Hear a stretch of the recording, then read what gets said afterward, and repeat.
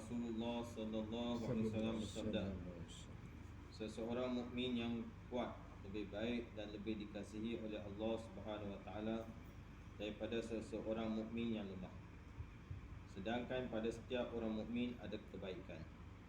Hendaklah kamu mempunyai sifat haluba untuk mendapatkan apa-apa yang bermanfaat untuk kamu, dan mohonlah bantuan Allah Subhanahu wa taala untuk itu, dan jangan kamu merasa lemah. Jika sesuatu kerugian menimpa kamu, maka janganlah kamu berkata, jika saya lakukan demikian, maka demikian yang akan berlaku. Tetapi hendaklah kamu kata, itulah takdir Allah Subhanahu wa taala. Apa-apa sahaja yang Dia kehendaki, Dia lakukan. Sesungguhnya perkataan kalau membuka pintu hasutan syaitan. Hadis riwayat Muslim. Sayyidina Abu Hurairah radhiyallahu anhu berkata bahawa Rasulullah sallallahu alaihi wasallam bersabda, seseorang mukmin yang kuat lebih baik dan lebih dikasihi oleh Allah Subhanahu wa taala daripada seseorang mukmin yang lemah. Sedangkan pada setiap orang mukmin ada kebaikan.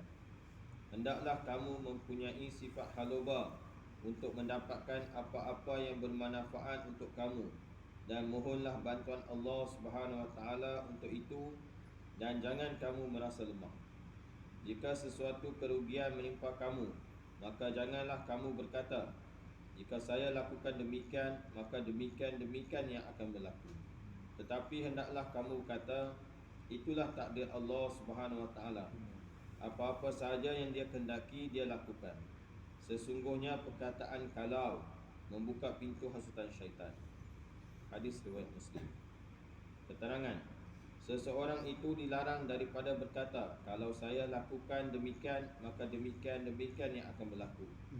Dalam kenyataan yang menggambarkan pertentangan dengan takdir Allah Subhanahu wa taala, dan ada pergantungan penuh kepada perancangan sendiri, serta ada kepercayaan bahawa takdir sebenarnya tidak ada. Ini adalah kerana jika berkata demikian dalam keadaan itu, maka syaitan akan mendapat peluang untuk menghilangkan keyakinan terhadap takdir.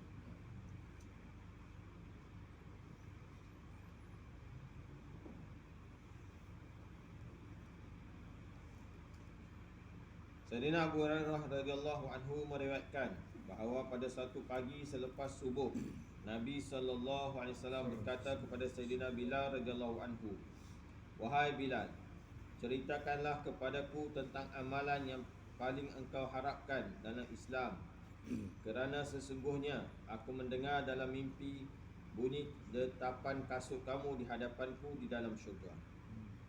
Sayyidina Bilal radhiyallahu anhu menjawab, tidaklah saya melakukan mana-mana amalan yang lebih saya harapkan ganjaran selain daripada setiap kali saya berwuduk, sama ada pada waktu siang atau malam, saya bersolah, yakni tahiyatul wuduk, sebanyak yang Allah Subhanahu taala beri taufik kepada saya. Hadis riwayat Bukhari. Sayyidina Abu Hurairah radhiyallahu anhu meriwayatkan bahawa pada suatu pagi selepas solat subuh, Nabi sallallahu alaihi wasallam berkata kepada Sayyidina Bilal radhiyallahu anhu, wahai Bilal, ceritakanlah kepadaku tentang amalan yang paling engkau harapkan dalam Islam, kerana sesungguhnya aku mendengar dalam mimpi bunyi detapan kasut kamu di hadapanku di dalam syurga.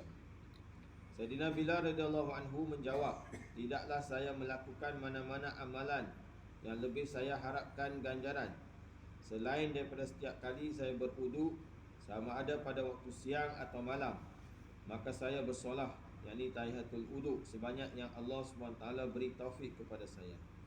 Hadis riwayat Bukhari.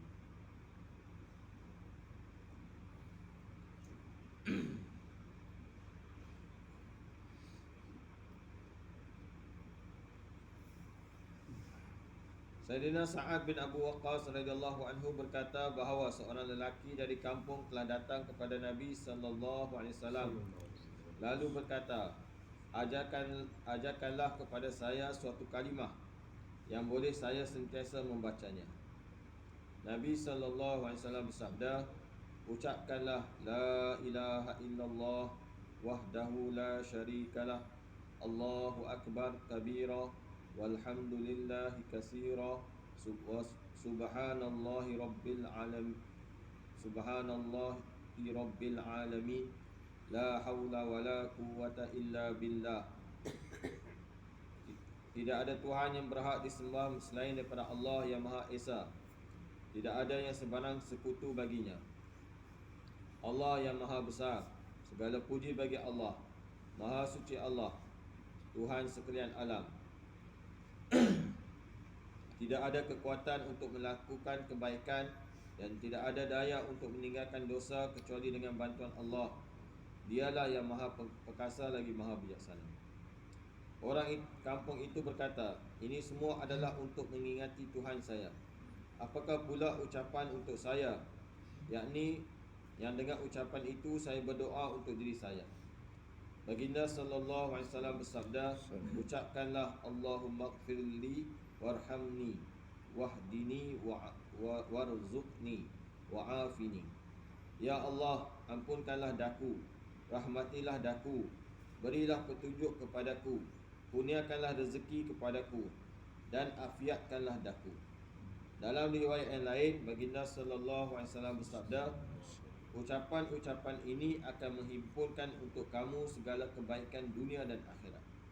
Hadis riwayat Muslim.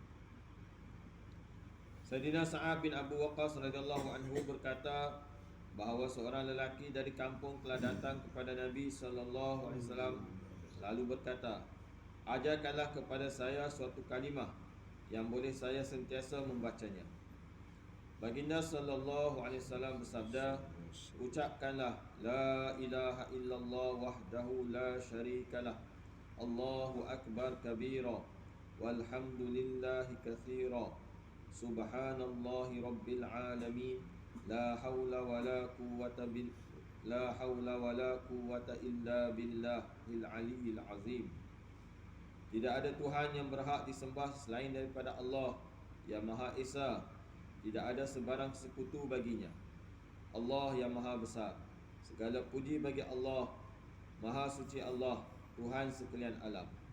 Tidak ada kekuatan untuk melakukan kebaikan dan tidak ada daya untuk meninggalkan dosa kecuali dengan bantuan Allah Subhanahu wa taala. Dialah yang Maha Perkasa lagi Maha Bijaksana. Orang kampung itu berkata, ini semua adalah untuk mengingati Tuhan saya. Apakah pula ucapan untuk saya? Yang dengan ucapan itu saya berdoa untuk diri saya. Baginda sallallahu alaihi wasallam bersabda, ucapkanlah Allahumma ighfirli warhamni wahdini warzuqni wa'afini.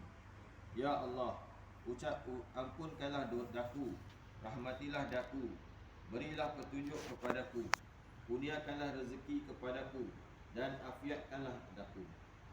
Dalam riwayat yang lain, Baginda sallallahu alaihi wasallam bersabda, ucapan-ucapan ini akan menghimpunkan untuk kamu segala kebaikan dunia dan akhirat. Hadis riwayat Muslim.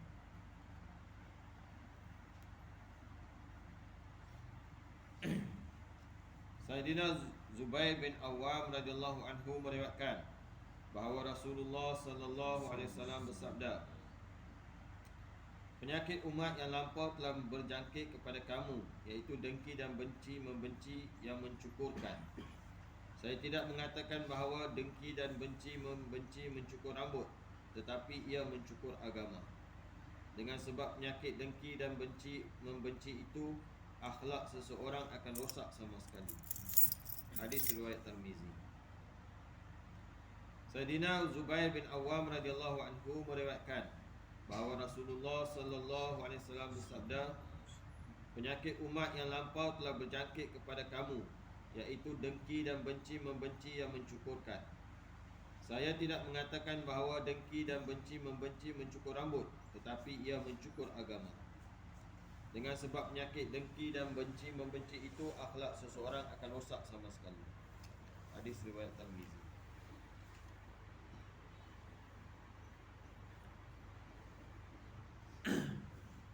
Allah Subhanahu wa taala berfirman, dan sebaliknya sesuatu pemberian sedekah yang kamu berikan dengan tujuan mengharapkan keredaan Allah semata-mata, maka mereka itulah orang yang beroleh pahala berlipat ganda.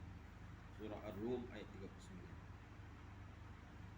Allah Subhanahu Wa Taala berfirman, dan sebaliknya sesuatu pemberian sedekah yang kamu berikan dengan tujuan mengharapkan keredaan Allah semata-mata, maka mereka itulah orang yang beroleh pahala berlipat ganda. Surah Ar-Rum.